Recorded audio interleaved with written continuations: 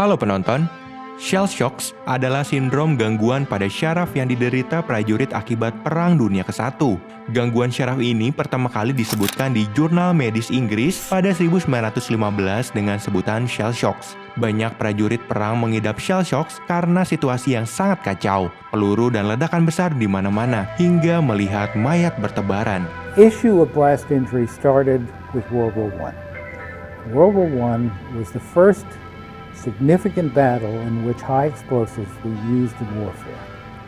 Soon after this, an entity was seen that was referred to as shell shock or sometimes neurasthenia, the headaches, the difficulty concentrating, the behavioral manifestations that we talked about. It was called shell shock. It was not well defined. Nobody really knew quite what to do with it or how to treat it. And there was, in those days, 100 years ago, a debate. Penderita shell shock memiliki kondisi otak yang selalu waspada sehingga akan mengalami kesusahan tidur, panik berlebihan saat mendengar suara keras yang bahkan tidak ada sangkutannya dengan perang seperti suara teriakan. Suara-suara kesibukan perang seperti berlalu lalang terngiang di kuping mereka. Hal ini kemudian dianggap erat kaitannya dengan cedera pada kepala karena ditandai dengan tinnitus, atau mendengar hal yang sebenarnya tidak ada. Penderita juga akan memperlihatkan gerak-gerik dan perilaku aneh seperti kesulitan berjalan hingga tidak mampu berbicara. Bahkan jika dilihat, para prajurit-prajurit itu benar-benar mirip seperti zombie.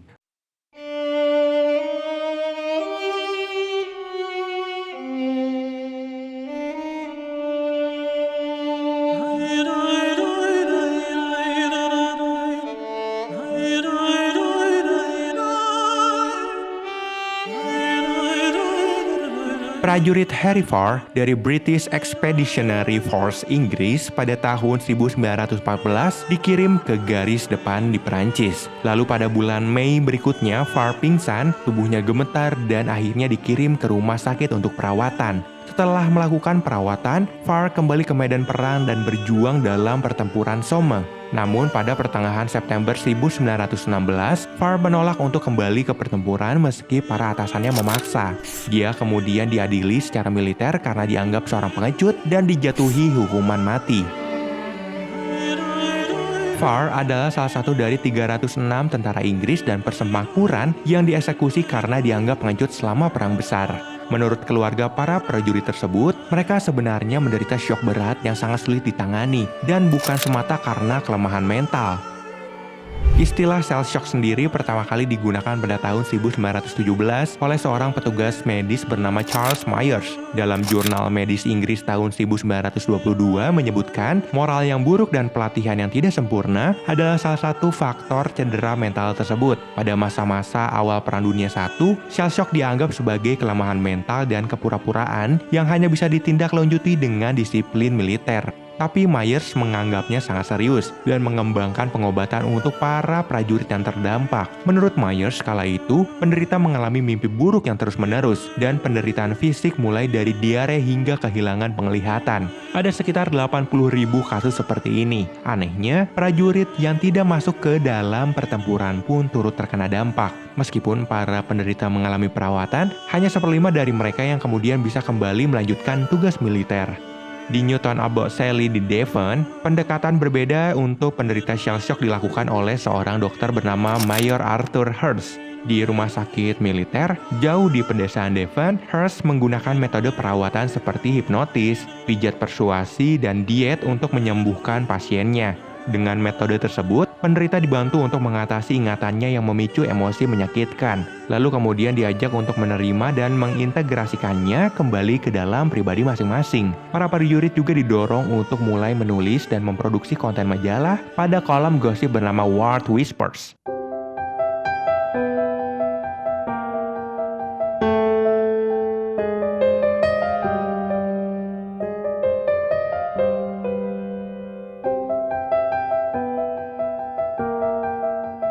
Perawatan dari Hurst bahkan mampu menyembuhkan 90% tentara dari shell shocks hanya dalam satu sesi. Metode Hurst dianggap ajaib karena sangat berbeda dengan kebanyakan lembaga medis yang memberikan perawatan dengan metode kurungan dan terapi sengatan listrik.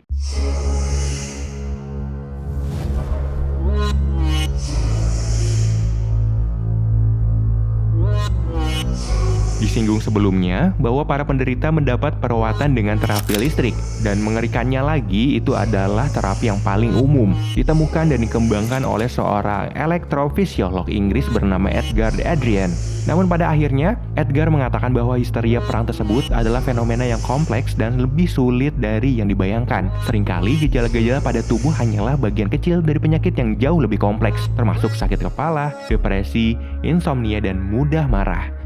Menurut Edgar, pengobatan listrik kontroversialnya itu hanya mampu menghilangkan gejala yang bersifat motorik. Edgar mengatakan bahwa jelas masih ada yang salah pada penderita dan pengobatan gejala pada tubuh tentu belum cukup. Tidak hanya diderita para prajurit masa lalu di perang-perang besar, veteran perang Afghanistan dan Irak juga menghadapi resiko penyakit mental yang sama. Studi berjudul National Health Study for a New Generation of US Veterans yang mengamati 60.000 veteran mengatakan bahwa sebesar 15,7% prajurit beresiko mengalami gangguan stres pasca trauma atau yang sekarang juga dikenal dengan PTSD atau Post Traumatic Syndrome Disorder. Penelitian yang diterbitkan di Journal of the Royal Army Medical Corps bahkan menemukan adanya kelompok-kelompok tertentu yang memiliki kerentanan sebanyak 7% di atas rata-rata, yaitu kelompok yang terlibat langsung dalam perang dan kelompok pasukan elit. Peneliti juga mengatakan durasi penugasan dalam perang berperan dalam laju peningkatan resiko terkena gangguan kecemasan.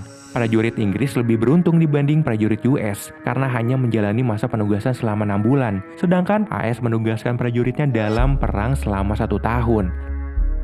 Lepas dari itu semua, perang memang membawa banyak masalah, bahkan secara psikologis pada orang-orang yang kita nilai sebagai orang kuat dan cerdas seperti prajurit militer. Tidak seperti luka fisik yang jelas, luka secara psikologis sangat-sangat membuat menderita.